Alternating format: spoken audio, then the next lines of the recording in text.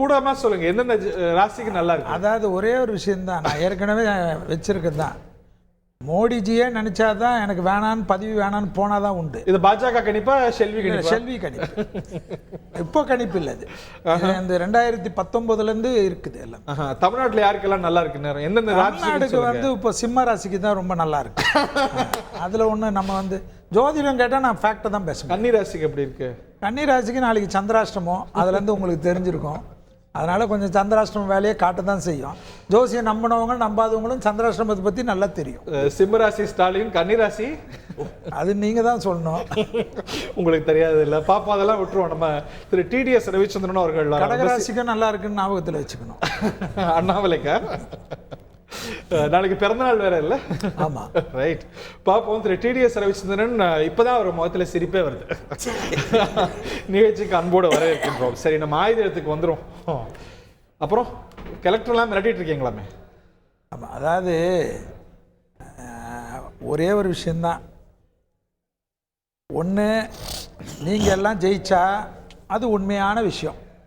நாட்டில் வந்து சுத்தமான அரசியல் எலெக்ஷன் கமிஷன் கரெக்டாக பண்ணுது.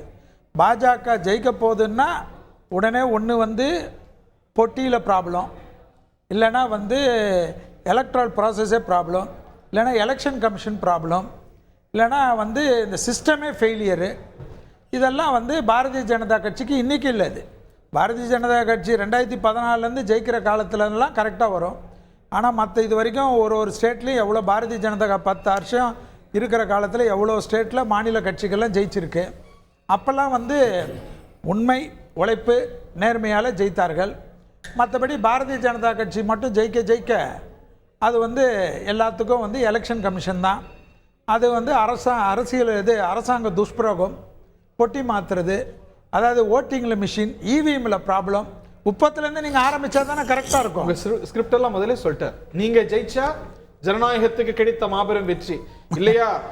பெட்டியை மாத்திட்டாங்க, ஓட்டை மாத்திட்டாங்க, திருடிட்டாங்க, அதான் அதே டெம்ப்ளேட்டா அப்படின்னு கேட்குறாரு. நான் கேட்கல, அவர் கேட்குறாரு. பின்னால் ஒரு விவரமாக கதை சொன்னதெல்லாம் கரெக்டாக ஞாபகம் வச்சுருங்க. ஓப்பனிங்கில் சொன்னதை மறந்துட்டீங்களே. என்ன ஜாதகத்தில் என்னங்க ரிசல்ட்னு கேட்டிங்களா? அதை சொன்னால் வருத்தப்பட வேண்டியிருக்குன்னாரு. உங்களை சொன்னாரோ? அவர் வருத்தப்பட வேண்டியிருக்குன்னு சொன்னாருங்க. அதுக்கப்புறம் அதனால அரசியல்வாதியா சொல்லிடுறேங்க. அவர் என்ன சொன்னாரு அப்படியே வார்த்தை சொல்றேன், சரியா தப்பான்னு இல்ல ஒரே ஒரு விஷயம். ஜோசியத்துல சொன்னா வருத்தப்பட வேண்டியிருக்கும், அதனால நான் அரசியல்வாதியா பேசுறேன் சொல்லல. அதுதான் அவர் தான். இதோட விவரம் எப்படிங்க சொல்றீங்க? மோடிஜி நினைச்சாதான் போக முடியும். ஆமா, ரொம்ப நாளா அதுவும் கரெக்ட்டுங்க. 2000 அவரே தான் தியானம் பண்ண போயிட்டாருங்க. அப்படி இல்லங்க, தியானம் பண்றது வந்துங்க இன்னைக்கு நேத்து இல்ல. ஒரு 140 கோடி மக்களுடைய தலைவர் வந்து 2 நாள் ஒதுக்கிட்டு தியானம் பண்ண போறாருனாக்க கிட்டத்தட்ட ஒரு முடிவுக்கு வந்துட்டாருன்னு அர்த்தம். அதைத்தான் அவர் நாசுக்கா சொன்னார். அப்புறம் என்னாச்சு விளக்கமா சொல்ல வேண்டியதை ஒரு நிமிஷத்துல சொல்லி 19 ஏங்க மோடிஜி நினைக்கிற வரைக்கும் இருப்பாரு. நான் இன்னைக்கு சொல்ல 2019 இந்த யூடியூப் போட்டு கொடுக்கட்டப்போ இல்ல நான் பார்த்திருக்கேன். அது எதுக்கு? அவர் நினைச்சாதான் வெளில போவாருன்னு சொல்லியிருக்கேன். அவர் அது வரைக்கும் அவர் இருப்பாரு. எனக்கே இந்த பதவி பிடிக்கலப்பா, போதும்பா அப்படின்னு அவர் விருப்பப்படாம சமயத்துல தான் வெளில போவார். காவி கட்டிட்டு அவரே போயிட்டாரு. சார் 19 காவி கட்டினார் சார், நீங்க பார்க்கல சார்? நடுவுல கொஞ்சம் பக்கத்தை காணோம்.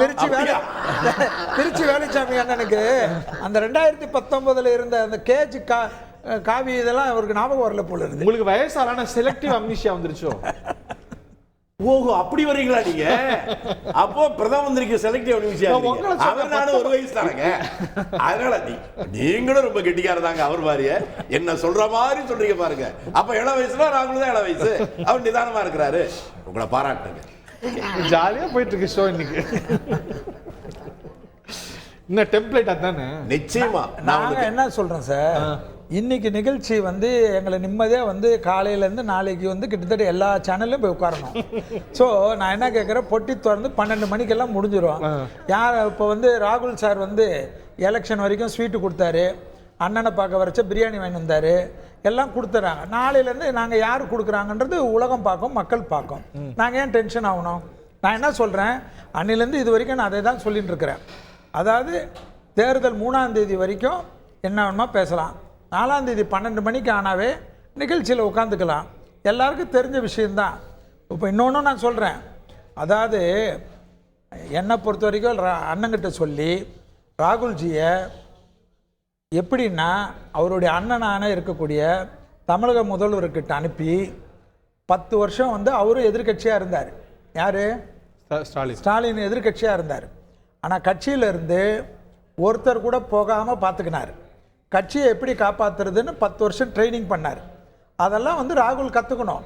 கடைசி 4 மாதத்தில் போயிட்டு சலூனில் உட்காந்து ஷேவ் பண்ணிவிட்டு கடைசி 4 மாதத்தில் இந்தியா ஃபுல்லாக சுற்றிட்டா எலெக்ஷனில் ஜெயிக்க முடியுமா?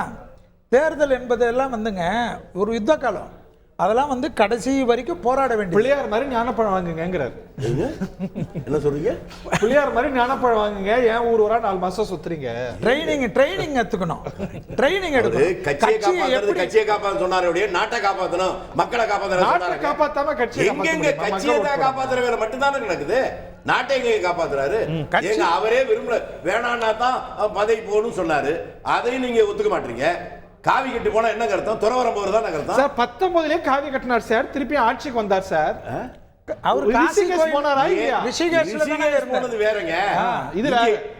எங்க பொதுமக்கள் கூடுற இடத்துல சுற்றுலா தலத்துல போய் உட்கார்ந்துட்டு யாரையும் அந்த பக்கம் போக விடாம இது பண்ணது இது வேற, அது வேற. மக்களே இல்லாத இடத்துல உட்கார்றது. ராஜீவ் காந்தி ஒரு வாட்டி தீவுல போய் இது போனார். அப்ப அந்த தீவு டூரிசமே நின்று போச்சு. ஏன் கதை தெரியாதா? ராஜீவ் காந்தி கதையில அண்ணன் இருக்கு, அண்ணனுக்கு தெரியாதா? போனது உண்மையா? கப்பல்ல போனாரு, போர் கப்பல்ல போனாரு, ஞாபகம் இல்லையா? அண்ணனுக்கு மறந்துருச்சா? ஏங்க அவர் போய் எங்க டூரிஸ்ட் அங்க போக யாராவது சொன்னாங்களா? ஏங்க கன்னியாகுமரி போன டூரிஸ்ட் எல்லாம் உள்ளே விடலையாங்க. ஏங்க அவர் ராஜீவ் காந்தி சார் போனாரு, கப்பல்ல எடுத்துட்டு போனாருங்க. போர் கப்பல்ல குடும்பத்தோட போனாரு.